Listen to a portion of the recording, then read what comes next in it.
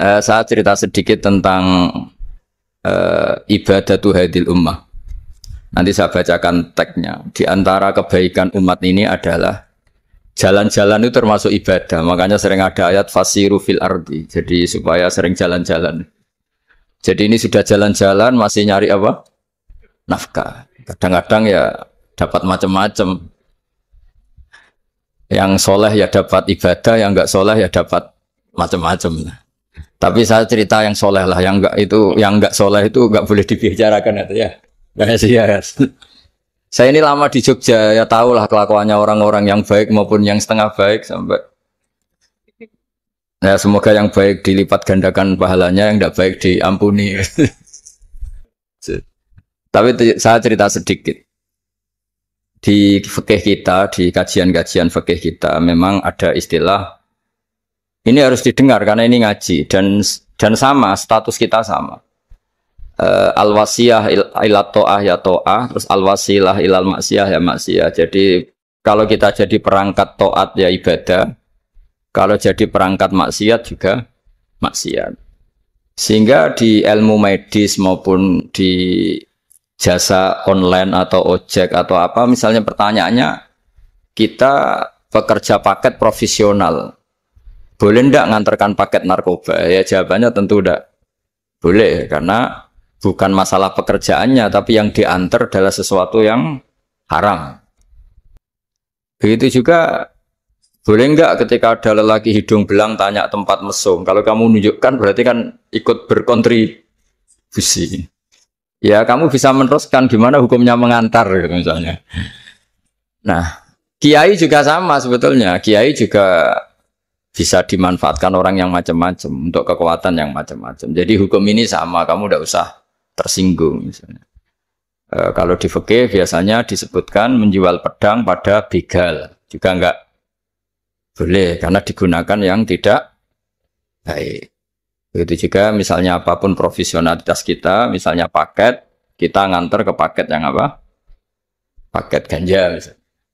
Fikih ini harus kamu ketahui dulu sehingga hukum turunannya, ingat Allah misalnya, ini bisa kena. Kita tidak boleh ingat Allah dalam keadaan maksiat yang enggak diridani Allah. Karena mau tidak mau fikih ini hukum dasar. Sholat pun bisa kena semprit. Misalnya kita sholat karena tugas, bukan karena lillahi ta'ala. Makanya dulu itu ada guyonan Mas Wahyu itu. Ada imam dari masjid besar di negara sebelah. Tidak perlu saya sebutkan negaranya. Itu cerita, imamnya itu digaji 100 juta per bulan. Datang ke Surabaya gitu. Muadzinnya itu digaji 75 juta. Keren. Terus ngerti imam di Indonesia naik ontel, sudah watuk naik ontel, nggak ada yang gaji, musolanya jelek, terus udah ada jepit, ya udah dia kerasan di musola karena sering dimaki-maki istrinya, udah.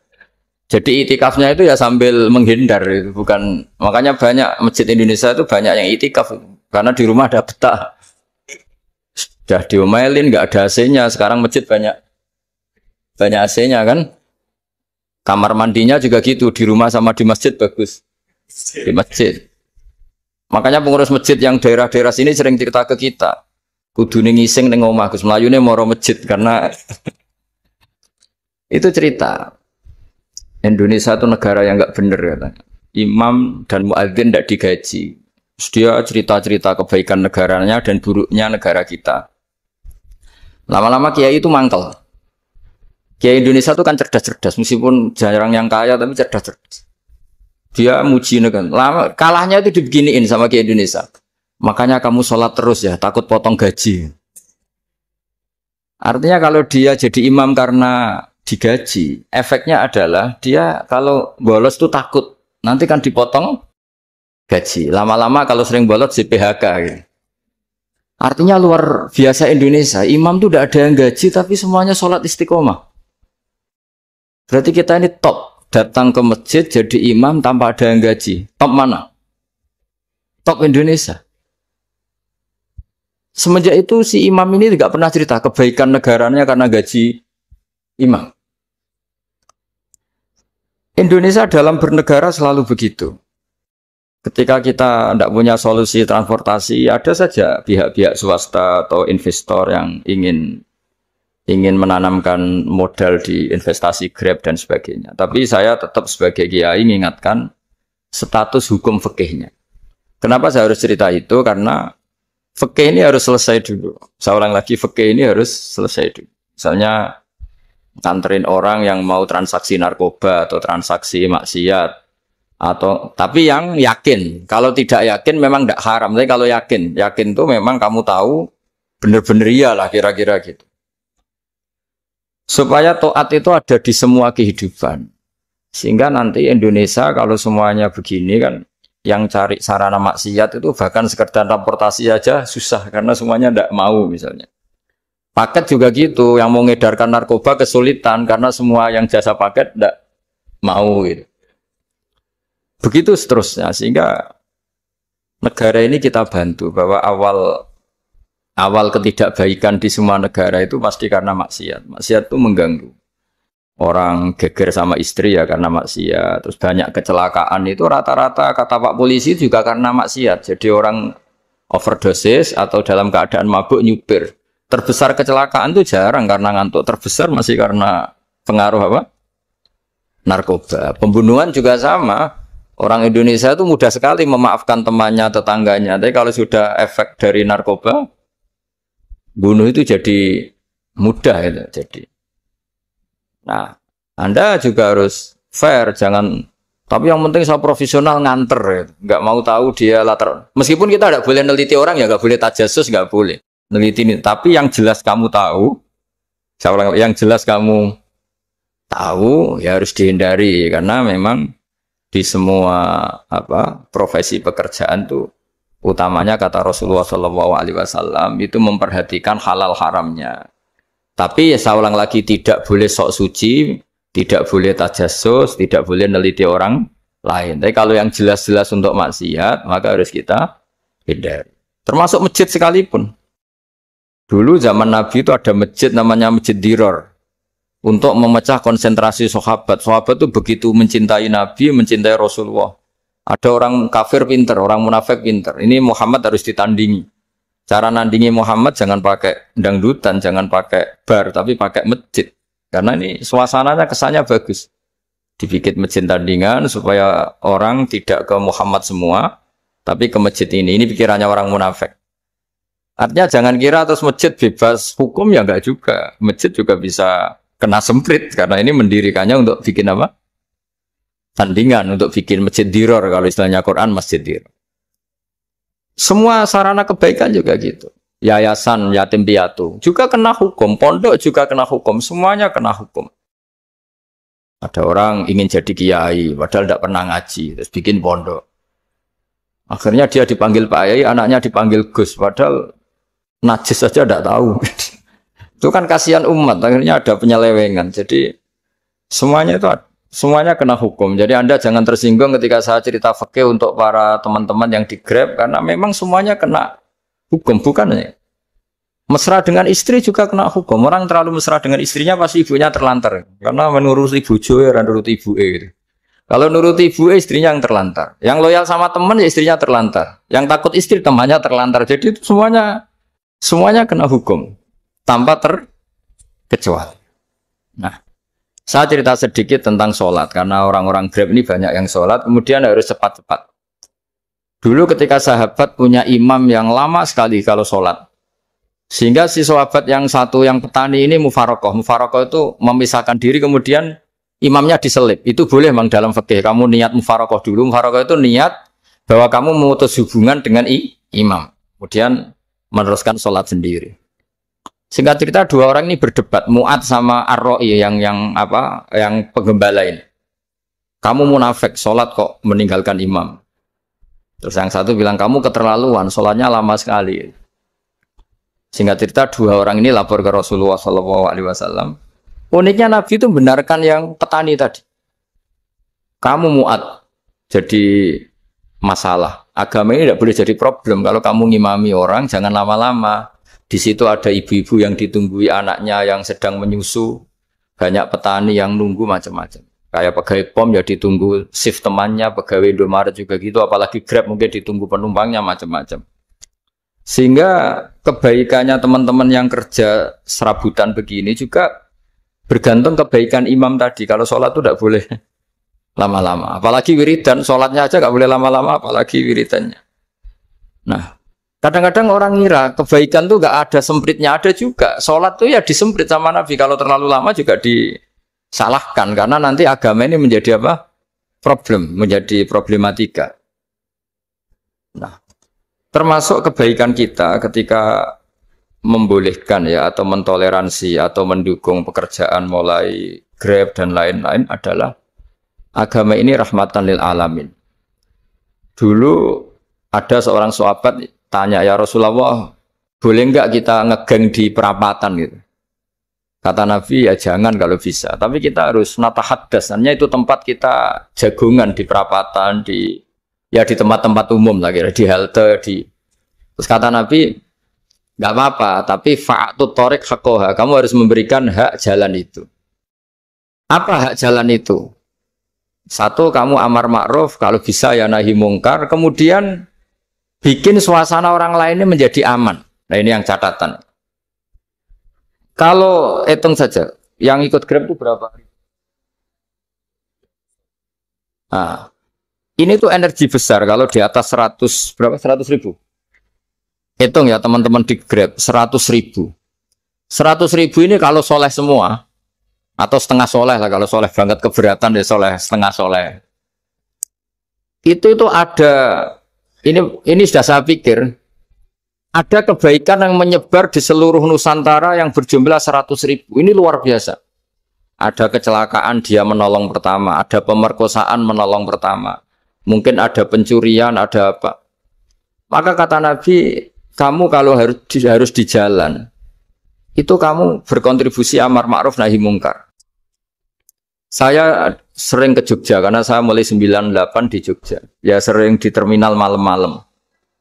Saya ketika kecil itu sering diceritain orang nggak berani ke terminal ini banyak preman, nggak boleh ke terminal ini karena banyak preman. Ya mulai dari Sumatera, Jawa, hampir seluruh Indonesia.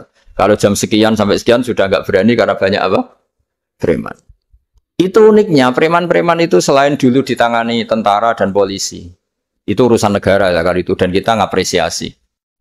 Itu hilangnya yang permanen itu bukan saja ditangani ABRI dan polisi. TNI dan polisi, tapi ditangani kultur. Banyak mulai orang soleh, santri, dagangan di situ, ada ojek, mangkal di situ, supir taksi, mangkal di situ. Terus di sini orang-orang soleh yang menghalau ketika ada perempuan digoda atau perempuan dicopet atau apa. Terus lama-lama jadi kultur bahwa kebaikan ini dominan. Setelah kebaikan dominan ini otomatis menyingkir sedikit demi sedikit. Jadi selain negara ini harus melakukan sesuatu yang seharusnya, yaitu menjaga masyarakat dari kriminalitas, sebetulnya yang paling awet dan paling mudah dilakukan itu tadi, kebaikan harus menjadi kultur bersama. Sehingga kalau terminal kemudian ada mbak-mbak jilbaban yang dagang, terus pak-paknya soleh, ada musola yang hidup, ojeknya juga gitu, terus supir taksinya, lalu kebaikan ini menjadi nilai bersama.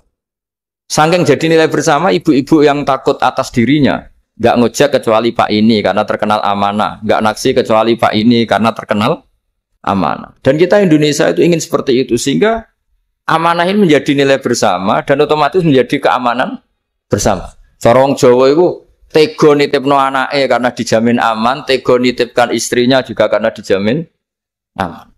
Nah kalau kebaikan ini juga menjadi satu nilai jual dan kita bisa mengawal secara serius itu alhamdulillah betul. Lah dimulai dari mana? Satu, mental kita takwa. Kedua, sistem sosial bahwa kita terkoneksi oleh indukan ya, juga terkoneksi oleh kepolisian. Maksudnya karena kita terdaftar, kalau ada anak hilang kan tinggal ini yang bawa wahyu misalnya. Nah, jadi saya mohon semohon-mohonnya kebaikan ini harus jadi nilai bersama. Setelah terminal itu banyak orang baik, otomatis yang ini tuh menyingkir. Akhirnya apa? Nanti yang bos-bosnya toko itu ya hanya nitipkan sama orang soleh. Yang mau nge-grab juga hanya titip sama yang soleh. Begitu seterusnya. Sehingga jadi siklus kebaikan yang bersama. Nah, ini yang dimaksud Quran wa tamiru bainakum bima'ruf. Iktimar itu namanya urusan bersama. Ya, saya ulang lagi ya. Jadi orang Arab kalau bilang iktimar itu urusan bersama. Sehingga bahasa Arabnya konferensi besar itu kalau di NU disebut apa? Muktamar. Muktamar itu menjadikan urusan publik dirembuk, itu namanya apa? Muktamar. Nah, di antara kebaikan yang diinginkan Islam itu wa tamiru bainakum bima'ruf. Urusan kebaikan ini menjadi urusan apa? Bersama. Ya saya contoh itu kecil saya itu mesti dikandani sama orang-orang tua. Jangan di terminal ini sampai jam ini. Jangan di perapatan ini ketika sudah jam begini. Tapi barokahnya orang soleh bertebaran di mana-mana itu. Yang tukang Grab ya di mana-mana, yang penjaga toko ya banyak yang soleh, yang ngojek, yang macam. Sehingga di terminal itu nyari tempat sholat ya gampang, cari tempat duduk ya gampang, nyari orang amanah ya gampang. Bahkan lama-lama yang nggak amanah ini nggak laku. Dan ini yang kita inginkan. Dan ketika nggak laku, akhirnya dia kalau ingin laku harus amanah. Atau ingin laku harus tobat. Nah, agama ini urusan bersama. Sehingga Allah mengistilahkan wa tamiru bainakum bima'ruf. Jadikan kebaikan ini urusan bersama. Sehingga karena ini urusan bersama, ketika kita jadi kiai juga harus, kalau misalnya tadi ada Gojek kok makmum, atau Grab kok makmum, atau supir bis kok makmum, kiainya harus cepat sholatnya. Jangan baca surat Baqarah. Nanti diomel-omelin penumpangnya. Begitu juga ibu-ibu menyempatkan jamaah, waktunya ada lama, di rumah sudah ditunggu anaknya yang masih menyusu. Makanya Nabi ngendikan idza amma ahadukum as-sholata falyukhaffif. Kalau kamu jadi imam, sholatnya harus relatif cepat. Fa inna fihim ad-dhaif badal hajat. Di antara makmum itu yang banyak punya urusan. Selain ada yang lemah, ada yang punya banyak urusan. Nah, terus ketiga, masalah kekayaan hati. Kekayaan hati ini penting sekali karena rata-rata teman di Grab itu kan miskin lah. Tapi jangan miskin sampai miskin hati gitu. Bahwa kamu nyari nafkah itu sudah ibadah, berkelana di bumi Allah juga ibadah, menyaksikan macam-macamnya orang itu juga ibadah. Bahkan menambah khazanah ilmu. Di antara warisan ilmu yang kita dapatkan dari Rasulullah SAW, misalnya kamu jalan-jalan, punya kaki dua, punya tangan dua. Gara-gara jalan-jalan sering ngerti orang yang buntung. Alhamdulillah meskipun saya hanya Grab, masih punya kaki tuh, terus ketemu orang buta ya gitu. Alhamdulillah ladzi afani mimma btalaka bih. Alhamdulillah saya terselamatkan dari seperti itu. Sehingga melihat orang maksiat juga gitu. Saya meskipun gini terselamatkan dari tempat maksiat, sehingga hidup itu tidak nelongso gitu. Ada nilai lebih yang kita punyai. Jadi di antara kebaikan Islam adalah orang disuruh ingat sisi nikmat. Nah, kalau nikmat itu sudah ada semua, kata Imam Ghazali, nikmat hidup. Kata Imam Ghazali, jika nggak ada kenikmatan yang Anda punyai, kamu datang ke kuburan. Disuruh datang ke kuburan. Dan kamu bilang begini, kenikmatan kembali ke dunia adalah kenikmatan yang diinginkan mulai yang mati zaman Nabi Adam sampai kiamat. Jadi kalau Fir'aun yang pernah jadi raja, Namrud, semuanya. Bahkan orang-orang soleh sekalipun, kalau kamu tanya keinginan terbaiknya apa? Ingin kembali hidup untuk membenahi kesalahannya zaman hidup. Artinya apa? Kehidupan yang kita miliki sekarang adalah kenikmatan yang dirindukan mulai yang mati zaman Nabi Adam sampai kiamat. Maknanya apa? Kita punya kenikmatan yang luar biasa, karena kenikmatan yang dirindukan oleh orang yang sudah mati mulai dulu sampai sekarang. Apapun masalah hidup Anda, ini punya kenikmatan yang nggak tertandingi, yaitu namanya hidup. Barokahnya hidup itu kita bisa tobat. Setidaknya ingin tobat. Kalau nggak bisa tobat, ingin tobat. Makanya di Indonesia itu banyak, nyuwun sewu, banyak maling. Yang anaknya itu soleh, karena kalau ngandani anaknya tetap gini, wes le bapak tok sing lakoni kowe ojo. Bapak tok yang alami ini kamu jangan. Banyak di Indonesia orang nggak bisa baca Quran, anaknya hafid. Karena setiap bodoh itu tidak diwariskan. Wes le bapak tok sing bodoh kowe ojo bodoh. Mungkin teman-teman di Grab juga gitu, bapak tok cong sing nasi pengennya kowe ojo. Jadi kebaikan begini itu akan terus-menerus diwariskan. Sehingga banyak orang tidak tamat SD anaknya dosen, nggak tamat SMP anaknya dekan. Karena setiap dari kita itu cita-cita kebaikannya menurun ke anak cucunya, keburukannya berhenti di dia. Cara wong Jawa itu bapak tok sing nglakoni. Nah, di sini saya jelaskan tentang kekayaan rohani. Jadi saya mohon ketika Anda jalan-jalan ngantar penumpang itu harus sering muji Allah Subhanahu wa taala. Ya, saya bacakan ayatnya at-taibunal abidunal hamidun. Orang baik itu yang tobat, yang ahli ibadah. Di antara definisinya itu as-saihun, yang sering jalan-jalan. Siaka itu jalan-jalan. Jadi orang paling bejo sak dunia itu sampai harus jalan-jalan ibadah dapat uang. Tapi syaratnya ibadah. Sekali tidak ibadah dapatnya masalah kan? Sering gojekkan orang cantik terus ingat istrinya tidak cantik. Sering gojekkan orang yang sopan, yang santun terus ingat andekan ini istri saya di rumah rewel gitu. Jadi kalau kamu tidak taat itu adanya penyesalan.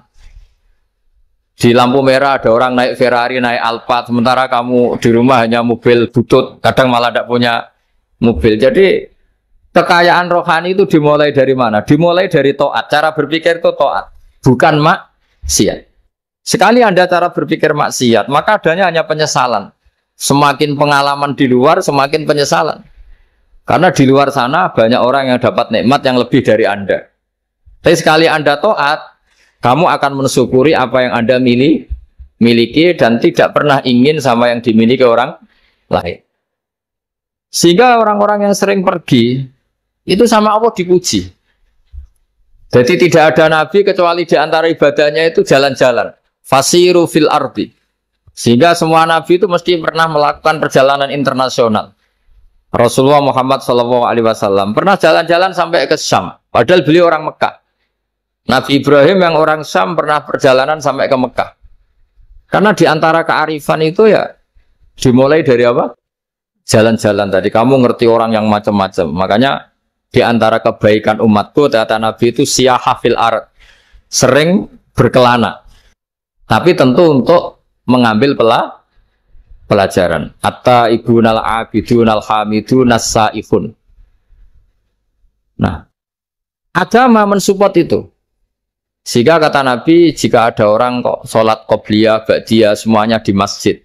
Sama Nabi ditegur. La taj'alu buyutakum kuburan. Rumah kamu jangan jadikan kuburan, harus dapat jatah apa? Sholat. Kata ulama, kalau ada orang sering sholat di satu titik, itu ditegur. Kamu harus ganti titik yang lain supaya saksi bahwa kamu di bumi sholat itu banyak. Jadi kita ya punya nilai positif juga tentang apa? Karena kita sering siyaha, kalau bahasa Arabnya itu sering keluyuran, saksi kita kebaikan juga banyak. Tapi pesan saya paling pokok tadi ya, jadikan komunitas kebaikan itu punya nilai jual. Syukur-syukur fid dunya hasanah wa fil akhirati hasanah. Ya kita bersyukurlah di Indonesia itu. Saya masih ingat kecil saya itu ya sekitar saya umur 15-14 tahun. Setiap mau pergi itu pesannya orang-orang yang sering pergi itu jangan masuk terminal jam ini di perapatan ini karena yang namanya preman itu dulu dominan. Sekarang mbok sampai jam 2 ada orang pakai jilbab, kadang ya orang pakai peci, yang nggak pakai peci pun ke musola terus. Yes pokoknya kebaikan itu jadi komunitas dan jadi nilai jual bahkan tadi. Misalnya ibu-ibu yang pergi malam itu kan mesti ada orang-orang yang jadi langganannya karena terkenal apa? Amanah. Yang dititipi anak juga pilih orang yang terkenal apa? Amanah. Nah, nilai amanah ini harus kita jaga terus. Supaya kamu ya bisa bekerja, orang lain juga nyaman karena amanah tadi. Allah juga senang karena amanah itu perintahnya Allah Subhanahu wa ta'ala. Dan Indonesia harus menuju ke sana. Pemimpin juga harus gitu. Pemimpin bawaannya amanah, bawaannya apa? Yang memilih dia juga senang karena nggak malu lah. Tapi kalau kita milih, ternyata kita pilih tahu-tahu ditangkap KPK kan ya malu gitu. Dulu kita kampanye mati-matian, ternyata dia ditangkap KPK. Tapi kalau dia amanah kan ya senang. Sama kalau tukang Grab ketangkep satu karena penodaan atau karena pengkhianatan, yang malu juga semua karena kadang-kadang nanti digeneralisir seakan-akan semuanya seperti itu. Tapi dengan reputasi panjang nggak pernah terjadi apa-apa dalam Grab kan otomatis lainnya juga terangkat. Nah, ini yang dimaksud wa'tamiru bainakum bima'ruf. Jadikan kebaikan itu urusan bersama. Makanya andaikan negara itu sudah mengoptimalkan polisi, TNI untuk meringkus preman, oke itu baik. Tapi ya lebih awet lagi kalau itu ditopang apa? Masyarakat. Karena yang nggak amanah terkucilkan, terus akhirnya Grabnya nggak laku, akhirnya dia dipecat, akhirnya kan yang maksiat hilang, yang kriminal hilang, yang ada hanya Grab-Grab yang baik. Begitu juga di dunia apapun. Itu yang dimaksud wa'tamiru bainakum bima'ruf. Jadikan kebaikan ini urusan apa? Bersama. Nah karena kita baik, otomatis jadi teladan yang baik bagi anak kita, istri kita, tetangga kita. Dan karena kita baik, maka terhormat. Sehingga orang melihat Grab itu simpatik, respect, karena reputasinya baik. Nah karena orang respect, tidak dicibir. Barokahnya tidak dicibir, tidak mangkel. Barokahnya tidak mangkel, tidak saling ejek, bahkan tidak saling bunuh. Coba kalau kita jelek, dicibir orang, kita dalam keadaan mabuk, tidak terkontrol, bunuh. Jadi efek dari maksiat itu begitu buruknya. Sehingga penelitian itu mengatakan kebanyakan kecelakaan ya pemicu utamanya rata-rata ya nyupir dalam keadaan mabuk. Beberapa nyuwun sewu kasus-kasus kriminal rata-rata ya dipicu oleh hal-hal seperti itu. Makanya meskipun di luar saya tolong hindari narkoba, hindari hal-hal yang maksiat supaya pekerjaan Anda ini barokah. Kemudian yang terakhir saya beri ijazah tentang Al-Fatihah ya, karena ini surat yang populer. Kalau saya ijazahi Quran 30 juz pasti sampean nggak hafal. Atau ijazah surat Baqarah. Kalau mau Baqarah mau. Ijazahi surat Baqarah mau 2 juz setengah. Mau Mas Asep? Ya Fatihah aja yang gampang ya. Nah, ya kulhu Fatihah ini paket ringan ini. Tapi pahalanya apa? Besar. Ini beda ya, artinya selama ini mungkin Anda baca tapi monoton ya. Tapi ini saya bacakan teks aslinya tentang istilahnya itu mazaya. Mazaya itu kelebihannya Fatihah. Saya baca Arabnya dulu, nanti ini terakhir ini ijazah. Tadi kan saran-saran umum tentang sosial. Ya, pokoknya jadikan kebaikan itu punya nilai sosial yang baik lah. Jadi nanti orang yang nggak amanah nggak laku, ya calon bupati, gubernur, presiden yang nggak amanah juga nggak laku. Begitu juga kiai yang tidak amanah juga nggak laku, suami yang nggak amanah juga nggak laku, istri yang nggak amanah juga. Sehingga kebaikan ini jadi nilai sosial yang dalam tanda kutip sudah keniscayaan ya. Yang diinginkan Allah itu seperti itu, bukan kebaikan yang dipaksakan karena kekuatan negara. Maksudnya kalau bisa kebaikan itu tidak usah dipaksakan. Memang sudah satu kebutuhan. Tak cerita-cerita di negara maju itu. Bahkan apapun jatuh itu nggak ada yang ngambil apa. Itu. Makanya gambarannya Mekah Medina kan gitu kan. Barang jatuh nggak ada yang berani apa ngambil. Itu saking sudah jadi sistem. Nah, sehingga banyak negara di Eropa itu yang sampai nggak punya tentara, nggak punya polisi karena kebaikan sudah. Nah kita kan masih capek, polisinya aja capek apalagi masyarakatnya karena ya kebaikan itu belum jadi nilai apa bersama. Nah kita selain ditopang negara, ada polisi, ada tentara itu kita usahakan kebaikan itu jadi nilai apa bersama. Tadi wa'tamiru bainakum bima'ruf. Dan kita punya reputasi yang bagus dalam bab ini. Saya masih ingat kecil saya itu yang jilbaban hanya keluarga kiai. Sekarang rata-rata masyarakat itu jilbaban. Dulu yang sekolah SMP, SMA itu jilbaban kadang dulu malah dilarang ya, harus sama seperti itu seragamnya. Sekarang sudah boleh. Dan nyaman. Lama-lama yang dapat simpatik ya yang pakai pakaian model tertutup seperti itu. Lama-lama gamane cara wong golek mantu ya golek yang seperti itu daripada yang blodor. Lama-lama jadi nilai bersama. Ya ingin saya seperti itulah. Di terminal juga sama. Orang mau makan cari warung yang kelihatan ada ayat kursinya, pakai jilbab atau paling enggak dia enggak mungkin lah nyuguhkan yang tiren atau yang haram. Akan ada garansi sosial, ada apa? Ada garansi apa? Sosial dengan penampilan yang soleh itu kan masa iya nyuguhkan oplosan babi gitu misalnya itu. Jadi nilai sosial itu harus ya tadi harus benar-benar jadi nilai. Sehingga negara biar gak capek-capek. Polisi juga gak capek kan karena tugasnya corong Jawa mau ngawat-ngawati tok tapi sudah tidak perlu tegang karena kebaikan sudah jadi nilai apa? Bersama. Ya ingat-ingat ya ayatnya tadi wa tamiru bainakum bima'ruf. Jadi kebaikan itu harus jadi nilai bersama. Iktimar itu menjadi urusan bersama. Makanya kalau kita rapat besar disebut apa? Muktamar. Muktamar itu urusan bersama. Ya tadi imamnya sholat juga menopang Gojek karena enggak lama-lama nopang Grab, nopang Kernet, nopang penjaga Indomaret, penjaga bensin, pom bensin. Lah dia hanya punya waktu 5 menit terus imamnya baca Baqarah kan. Iya imamnya mursyid, mungkin dia tambah lama tambah dapat aplaus dari muhibbinnya, tapi makmumnya dia tambah lama tambah dapat penghormatan dari pecintanya, tapi kitanya wah khusyuk wali kan dia dapat status naik lah, kita yang sudah tidak ikut jadi wali diganggu apa pekerjaan. Kalau ada imam seperti itu sampai mufaroqah saja, niat ya Allah sampai sini saja saya makmum orang itu, silakan orang itu punya urusan sendiri dengan jenengan ya sudah atau salib saja apa. Nah, itu boleh kalau dalam fikih namanya apa? Mufaroqah. Mufaroqah itu niat. Tapi kamu jangan langsung selonong mufaroqah, niat dulu.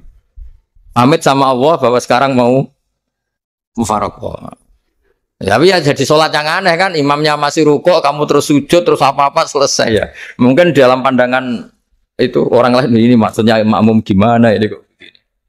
Tapi sudahlah Allah Maha tahu. Insya Allah dimaklumi. Ya saya baca tentang Fatihah ya, karena sampean pasti sering baca Fatihah. Supaya apa? Sekaligus jadi jimat lah gitu. Jadi kalau kamu sering di jalan-jalan yang mungkin sepi atau mungkin kan tidak semua teman Grab itu nasibnya bagus yang di Semarang Jogja. Mungkin yang di Kalimantan di Papua kan ada yang 10 kilo gak ketemu rumah, ya kan? Ya lihat di TV-TV itu kan kasihan kan. Sudah 10 kilo gak ketemu rumah. Penumpangnya kewekar preman tuh kan, ini makan orang enggak kan gitu. Kan ujiannya dua. Kalau penumpangnya cantik itu ya kecoba syahwat, kalau preman takut. Jadi orang itu selalu ujian ya. Sing sedengan itu kan jarang orang. Jadi kalau penumpangnya perempuan cantik ujiannya itu syahwat, kalau preman ujiannya ketakutan. Kalau orang yang lemah bawa uang ujiannya kamu ingin garong. Jadi hidup itu memang semuanya ujian. Liyabluwakum ayyukum ahsanu amala. Makanya saya sering ditanya oleh teman-teman, Gus, nah ujiannya kenal wong wedok elek piye sama, kenal wong ayu ujiane syahwat, kenal wong elek ujiane ngenyek, itu sama-sama dosa. Syahwat ya dosa, ngenyek juga dosa. Wah elek keriting untune metu ya dosa ngomong gitu. Kadang-kadang orang berpikir enak kancanan wong elek enggak dosa. Kata siapa kancanan wong elek itu ya dosa karena bawaannya ngenyek. Ngenyek itu menyepelekan itu. Makanya saya itu ya enggak mau berteman sampean. Nanti kan bawaannya ngenyek atau seneng ya tidak tahu. Ya sudah ada takdir saja kalau ketemu ya tak ulang ngaji gitu. Tapi ini ngaji terakhir, setelah ini ngaji biasa aja, tidak usah resmi gini. Ngaji kok resmi aneh. Pokoknya nanti suatu saat kalau pandemi sudah berlalu saya akan ngaji Rebona, ini ngaji. Ini ngaji yang kurang bagus karena ngatur kiai kurang berkah ini. Nanti tapi ya lumayan lah masih mau ngaji. Ngaji kok tanggal ini jam ini. Sekarang suatu saat kamu tak panggil, Mas Wahyu datang ke sini jam ini, tidak mesti bisa lah. Mungkin pas ada acara apa, maaf ke sini pas ngecek, pas apa. Gitu. Jadi ya sudah, tapi tak maafkan, enggak apa-apa. Takdir, ya. Tak bacakan, supaya sampean tahu keramatnya Bismillah. Nah sebelum saya bacakan Bismillah Fatihah, tak beritahu tentang ilmu tafsirnya, karena ini penting sekali. Fatihah itu dawuhnya Allah, tentu itu dawuhnya Allah. Saya ulang lagi, itu kalam Allah. Tapi yang sudah diberikan kesampaian ke kita semua. Sehingga seakan-akan itu menjadi dawuhnya kita ke Allah. Jangan salah loh ya. Fatihah itu dawuh Allah, tapi sudah diberikan ke kita. Sehingga posisi kita itu yang punya itu. Nah kenapa ini perlu dijelaskan? Karena nanti ada kalimat iyyaka na'budu wa iyyaka nasta'in. Kalau itu masih kalam Allah, berarti Allah ngomong ke kamu, ngendikan ke kamu, kepadamu aku menyembah. Masa Allah menyembah kamu? Nah, sehingga ilmu tafsir itu menyelesaikan itu dulu ya. Saya ulang lagi ya, sebelum sampean sering baca Fatihah, aku yakin ya sering baca. Tapi barokahnya ndak paham itu ndak pernah janggal. Enggak paham itu ya penting supaya ndak iskal, ndak janggal. Sebetulnya di kalimat itu ada yang janggal. Kalau Fatihah itu kalimatnya Allah atau kalam Allah, bagaimana dengan kata-kata iya kana budu? Masa Allah ngendikan ke kita, kepadamu kami menyembah. Masa Allah menyembah kita? Maka penyelesaiannya secara ilmu tafsir gimana? Semua ulama mengatakan, bukan satu dua, semuanya mengatakan di Fatihah itu semuanya diberi kawalan kalimat. Saya ulang lagi ya, di Fatihah itu semuanya diberi awalan kalimat qulu, katakan wahai hambaku begini. Ya, katakan wahai hambaku begini. Nah, begini ini pelajaran dari Allah yang sudah diberikan ke kita. Terus kita mengatakan bismillahirrahmanirrahim, alhamdulillahirabbil, termasuk kita mengatakan iyyaka na'budu wa iyyaka nasta'in. Jangan bayangkan Allah ngendikan ke kita. Kalau Allah ngendikan kita berarti gini, hei wahyu ihdinas siratal mustaqim, tunjukkan saya jalan yang benar. Nah nanti kamu terus, ya Allah, Anda aja minta tolong saya minta tolong siapa kan? Jadi panjang kan? Ya, saya ulang lagi ya. Jadi itu di Ulumul Quran diterangkan gimana? Sebelum baca Fatihah, ya. Fatihah itu kalamullah, ngendikane Allah, tapi yang sudah diajarkan ke kita dan sudah milik kita. Sehingga kalimat itu menjadi milik kita. Tapi ya kalamullah, tetap kalamullah, tapi sudah menjadi milik kita. Sudah paham ya? Ya pinter naon. Ya, karena kalau tanpa penjelasan seperti ini, Anda akan iskal. Bagaimana Allah, iskal itu janggal, bagaimana Allah mengatakan iya anak butuh. Kan jadi aneh ya? Ya, jadi tak jelaskan secara ilmiah ya. Jadi kata ulama-ulama tafsir, ayat-ayat Quran seperti ini sebetulnya dimulai dari qulu, apa? Meskipun nggak dilafatkan.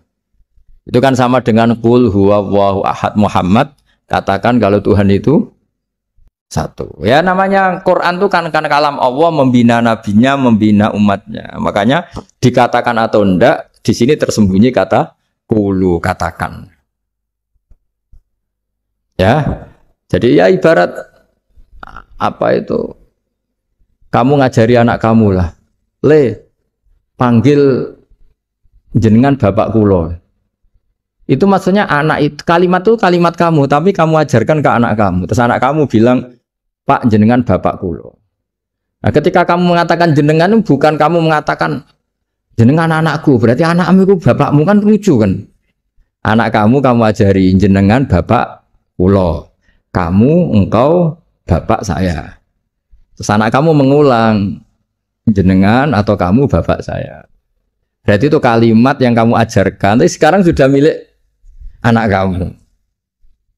Kalau itu kalimat kamu kan lucu, masa anak kamu bilang bapak.